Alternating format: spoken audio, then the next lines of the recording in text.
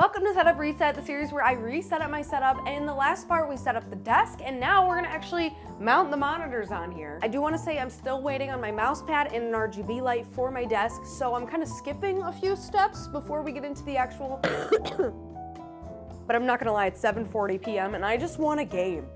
I want a game, and I want a game here, baby. So I'm skipping that until I get it in a few days, and we're gonna be mounting our monitors today. Everything is genuinely looking so good so far, so I'm so excited to mount this alongside my two white monitors. So Secret Lab sent me the Secret Lab Magnus dual monitor arm mount. Plus this is the pure white version to go with the all white desk and the all white chair. Basically everything in this setup is going to be all white.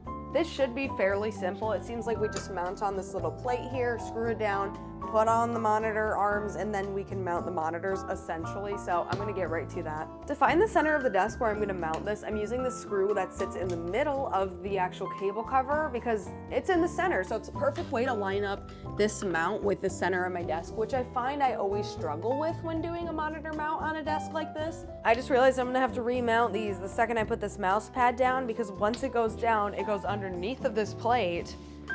So that's nice. I'm doing all this basically for nothing. It's gonna be a whole thing. The first white monitor I am mounting here is the Pixio PX278 Wave in white. I actually do have a Pixio code for 1%. This is a 27-inch monitor at 1440p with 180 hertz, I believe. I don't know what panel type it is though. I think it's IPS. Still haven't ever used an OLED monitor, so. Here's the first monitor on, satisfying as heck. The second white monitor I have here is the Gigabyte M27QA Ice.